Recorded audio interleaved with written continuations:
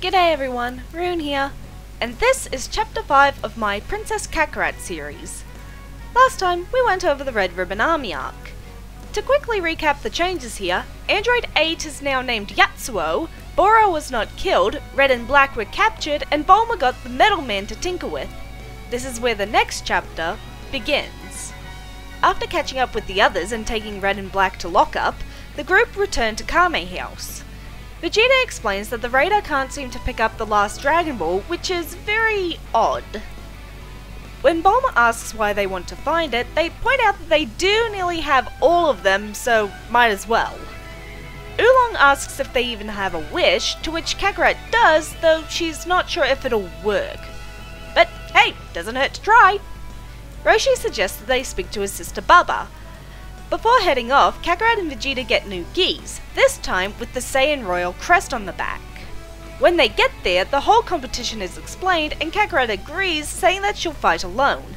The others protest while Kakarat tries to reason that this was her wish and she couldn't drag them into it. Vegeta is the one that manages to talk some sense into her, telling her that they're her friends, that her wish is theirs and they will help fight for it. She's not dragging them into anything, they want to help. Wow, Vegeta being the voice of reason and friendship, that's something you don't see every day. Kakarat agrees and the group decide to take turns. First up is Krillin vs Dracula, and here Krillin wins, managing to knock the vampire out of the ring with a powerful Kamehameha. Remember, everyone in the Dragon team is trying to get stronger than anything on Earth to take out an intergalactic tyrant capable of blowing up planets. So yeah, everyone's going to be quite a bit tougher here. Next up is the Invisible Man, who Yamcha decides to fight.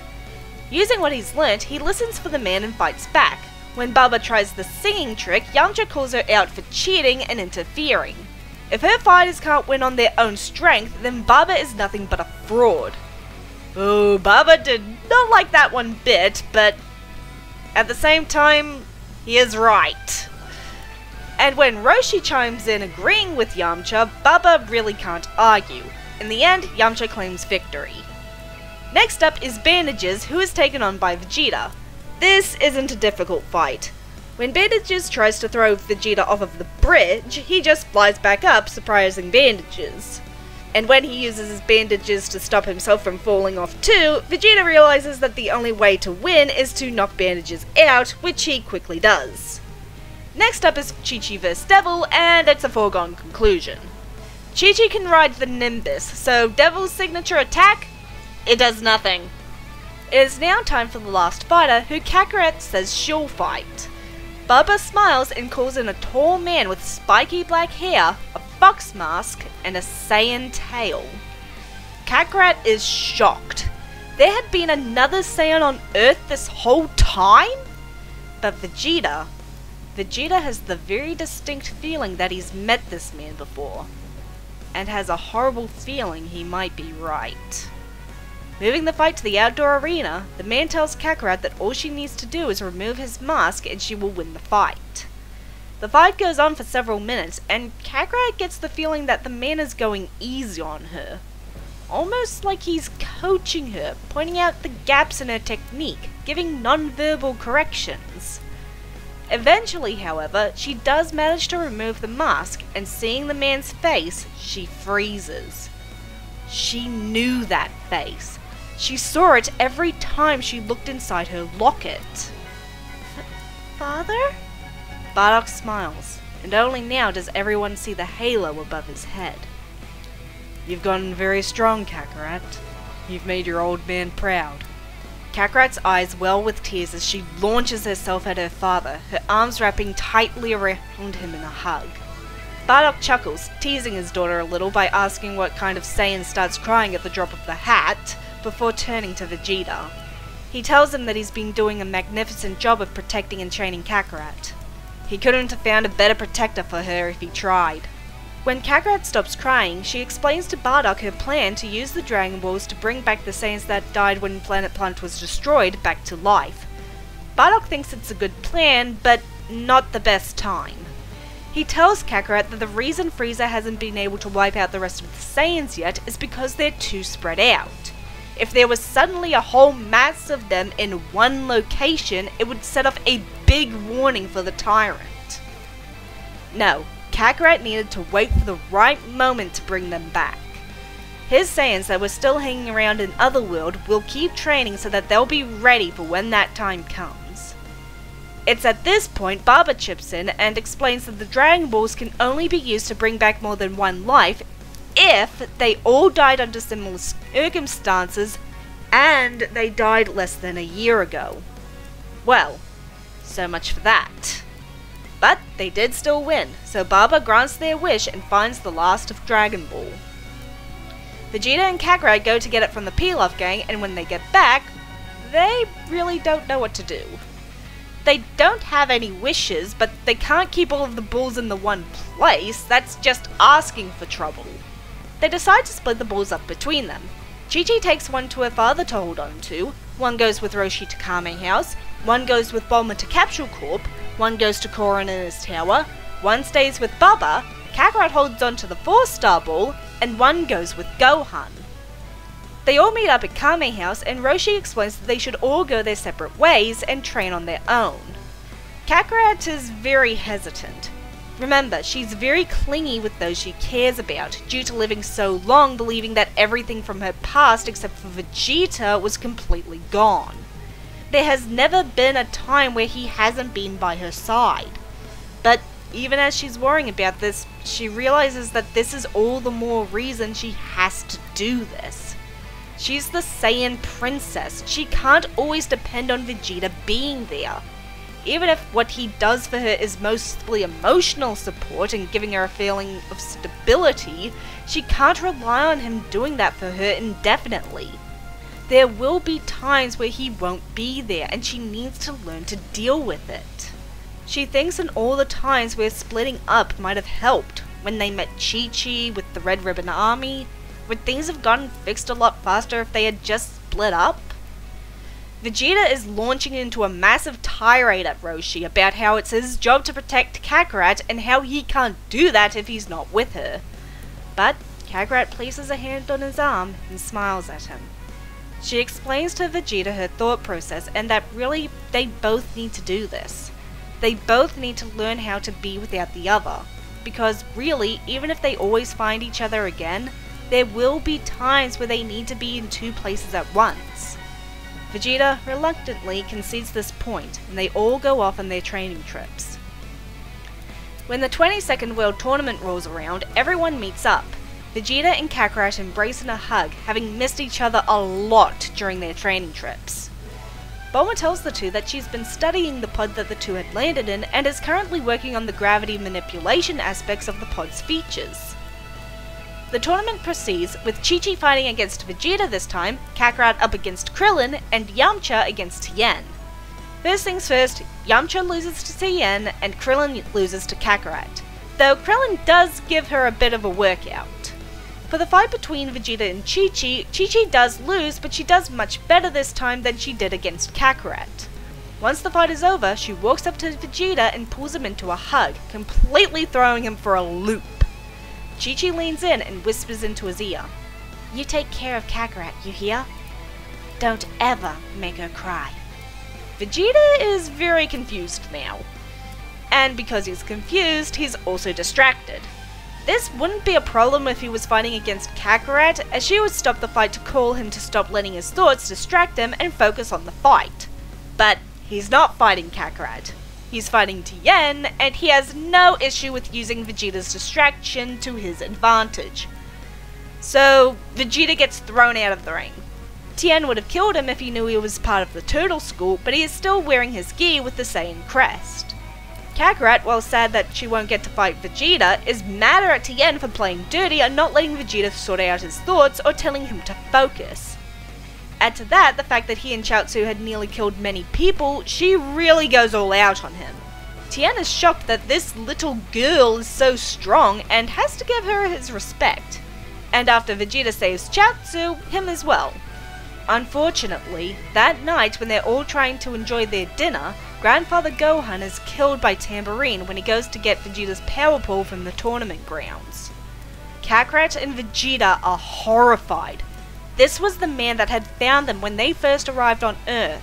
The man that had taken them in and raised them as his own. And now he was dead. Aside from Grandfather Gohan being the one to be killed, the events of the King Piccolo saga play out rather similarly. However, the fight is a lot shorter because he has 2 very pissed off Saiyans gunning for his blood, not just one. And they are a lot stronger than Goku was at this point. Also, because of the places where they'd hidden the Dragon Balls, Piccolo doesn't get to make himself young again. All of this added up means that neither get hurt to the point that they need to retreat, and Piccolo has to make Piccolo Jr.'s egg a lot faster, possibly affecting how Piccolo Jr. turns out. Kakarat and Vegeta go to the lookout to revive Gohan and everyone else killed by Piccolo and his children, and while there, Kami requests that they train with him. They agree and thus begin their time training with Kami. Eventually, the 23rd tournament comes and Vegeta and Kakarat arrive, now fully grown adults, absolutely shocking their friends. Krillin immediately goes up to Vegeta and asks who she takes more after, her mum or her dad. To which Vegeta chuckles and says that she's the perfect mix of both. The tournament starts, and for the last time in the original manga, I'm only going to go over the important fights.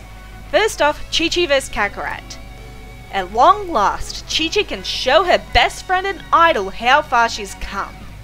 And she can show her father, who is in the stands watching, just how serious she is about helping her friends fight this power-hungry tyrant that murdered Kakarat's people. This time she does a lot better. She's actually focusing on the fight and not who she's fighting outside of keeping an eye out for particular moves. However, Kakarat does still defeat her, knocking her out of the ring. When the fight is over, Kakarat helps Chichi up and pulls her into a hug.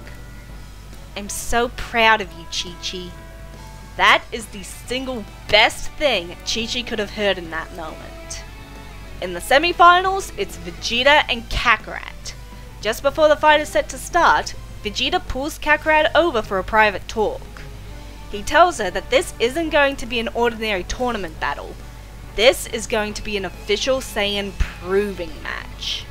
One idea I saw in a Dragon Ball fanfic, which I think makes a lot of sense for the Saiyan culture, is that if a Saiyan wants to be with another, they need to defeat the other in a fight. Considering how ingrained fighting is in Saiyans, it makes complete sense. Yeah, Vegeta basically just gave Kakarat the Saiyan equivalent of a marriage proposal. Now, I should probably explain why Vegeta would do this, and it's basically that he recognizes that Kakarat is a beautiful woman and that there will be guys wanting to date her. He also knows that if he didn't try and prove to himself that she's way out of his league, his overprotectiveness and own feelings would probably make him scare away any male that so much as flirted with her. Vegeta does not think that he's going to win here. This is his way of letting go of an impossible crush. Once the match starts, both Kakarat and Vegeta are giving their absolute all. It goes on so long and the arena is so damaged that Piccolo Jr. is beginning to think that they might do his job for him. However, just as it looks like there's going to be no winner, Kakarat smiles, turns around, and steps out of the ring. The whole audience is stunned, but no more so than Vegeta. He goes running after her as she disappears around the corner toward the backstage area. He asks her why she did that, why she just stepped out of the ring and let him take the victory. Kakarat smiles and turns to him, placing her hands on either side of his face. I don't need you to beat me to know what I want, Vegeta. You don't need to prove your strength to me or anyone. I've known you longer than I've known I'm a princess. I trust you more than anything in the universe. And just for the record, I'm choosing you because of who you are, not because we're both Saiyans. If I wanted to be with a human, I'd be with a human.